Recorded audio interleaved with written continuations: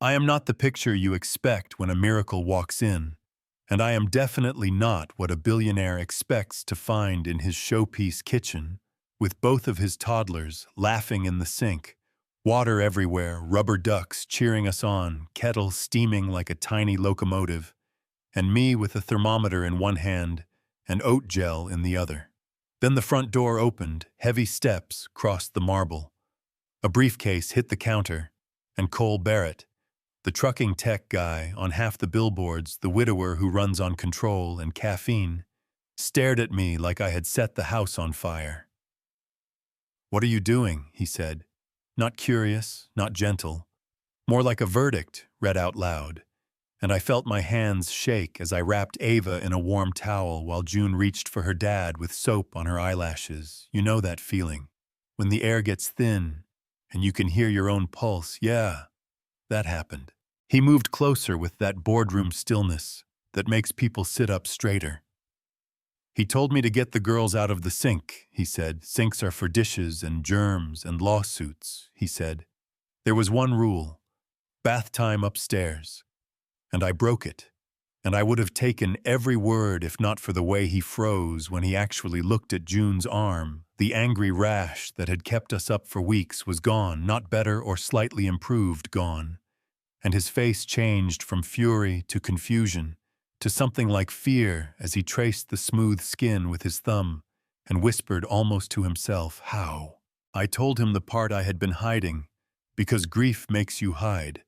And because the world loves to box people like me in, I told him I was a pediatric nurse, or I had been before I lost my little girl, Sophia, and with her I lost my license and my nerve. I told him his twins had severe atopic dermatitis with bacterial flare, that the kitchen sink gave me precision over temperature and water, pH, that the big tub upstairs could not hold, that the filter under his counter pulled the chlorine that wrecked their skin barrier, that the oat gel was colloidal and ground by me, that I started each wash with a gentle saline ratio to knock the bacteria back without lighting the skin on fire, that I finished with a barrier balm of shea and borage and a whisper of calendula, no scent, no nonsense, and yeah, I took eggs and strawberries off their plates, for now I was not staging a rebellion. I was trying to keep two little girls from hurting. He said I had run a clinical trial in his kitchen, and I said yes, but with consent shaped like love and data on paper if he wanted to see it. So I showed him my pantry that had become a soft little treatment room, labeled jars, pH strips, thermometers, a binder where I tracked sleep hours and scratch counts and water temps, and photos printed in triplicate, because printed truth lands heavier than a camera roll. Week 1 angry, week 2 less angry, week 3. The first night of real sleep, and when he finished turning the pages, he let out a breath he might have been holding since the day his wife died. He apologized without a speech. He said, "If I stayed, I would not be a maid, I would be the girl's pediatric care specialist. He wanted to do this clean. Doctor oversight documentation road, back to my license if I wanted it." And I nodded because my voice was somewhere far away, trying not to cry in front of the man who signed my checks. The building runs on rumor and policy, so within 24 hours, Sloan, his chief of staff with knives for cheekbones and an ice rink voice, told me I was a liability. Told me to stick to my job description, told me people like me never last in places like this, and I looked her in the eye and said, "My job description is to keep these girls safe. If you can do it better and show me how otherwise, step aside." And she smiled without moving her eyes and said, "We'd see you know the type." Cole booked the first pediatrician, the one with a cappuccino bar, and a waiting room that looks like a luxe toy museum. I gave a precise report while holding my binder like a life raft. He didn't read it. He glanced at the girls and said, "Eczema wrote the same prescription that had failed us, told us to keep baths short, told me kitchen sinks were for dishes, and when he called me nanny, I didn't correct him, because some rooms punish women who insist on their names in the car." I said maybe I pushed too far, and Cole said, Or maybe he's wrong. I didn't build a company by quitting at the first. No, let's get another opinion. Dr. Tu worked out of a clinic that smelled faintly like oranges and crayons. She sat down, she listened. She asked real questions. She read every chart she swabbed and cultured and didn't flinch at Latin. And when the labs came back, she said we were on the right track. Keep going also. Write everything down, because you'll want it for your license hearing. And the word hearing didn't sound like a guillotine anymore. It sounded like a door, so we prepared. I called old colleagues, some answered, some didn't. Grief makes people itch. Dr. Yao wrote a letter that felt like a hand on my back. I took the little box from the top shelf, the hospital badge and Sophia's pink knit hat, and I cried on the floor until the panic burned off, and all that was left was a simple yes. The board asked me why a kitchen sink, and I gave them temperature stability and chlorine reduction and workflow that keeps a baby safe when your second hand is busy.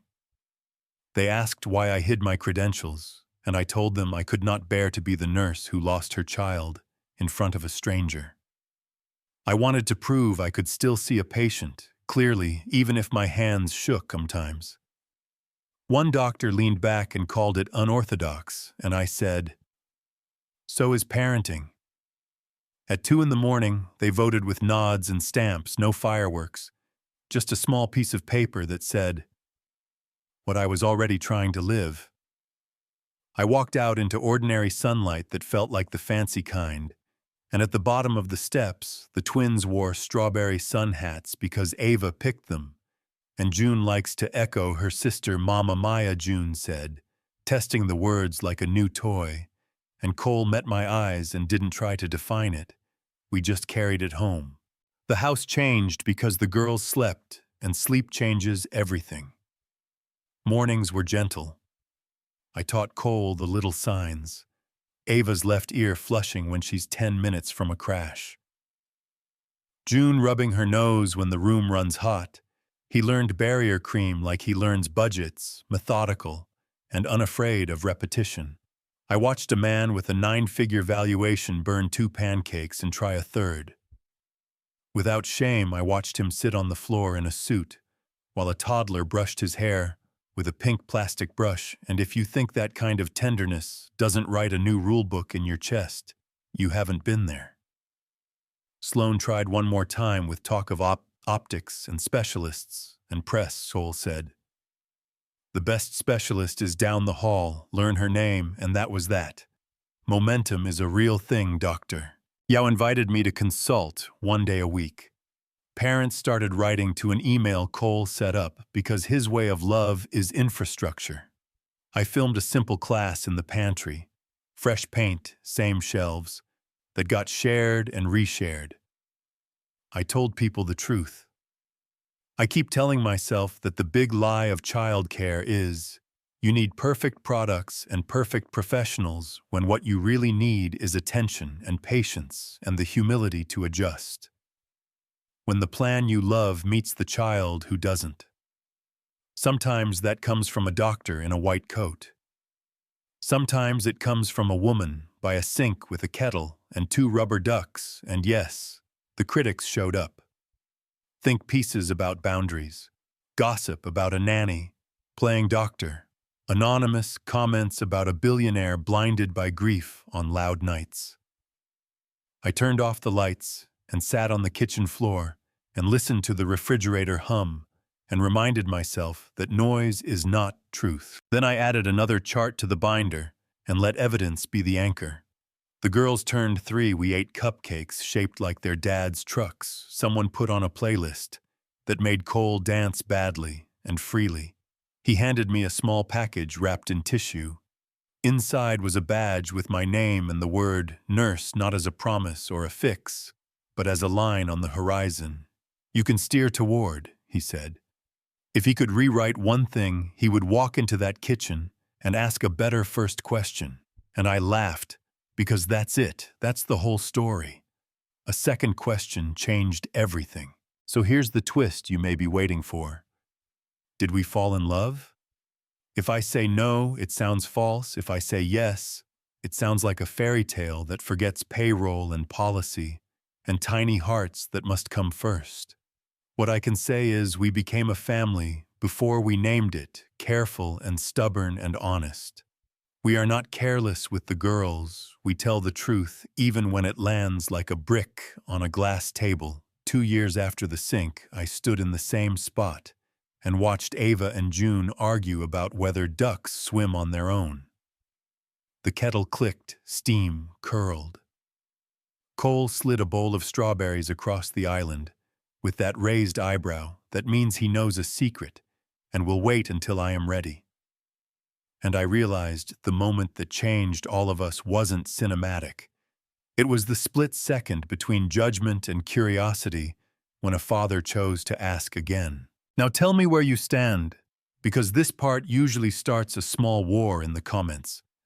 Was I wrong to bathe 2 babies in a kitchen sink if the sink let me control the variables like a lab was? He wrong to trust a woman whose license was in a drawer and whose grief could have blurred her vision? Did class make that first doctor stop listening, or was it the way I said my own name? Is it reckless to love where you work? Or is it just human? Drop your take on rules that keep us safe versus rules that keep us stuck. Tell me who you were in this story. The person ready to fire, the person ready to fight, the person who needed someone to believe what they saw with their own eyes. And if you've lived a moment where the obvious answer wasn't the true one, share it. I read every word, and if this hit home, tap subscribe, hit the bell, send it to the one friend who needs permission to ask a better question today.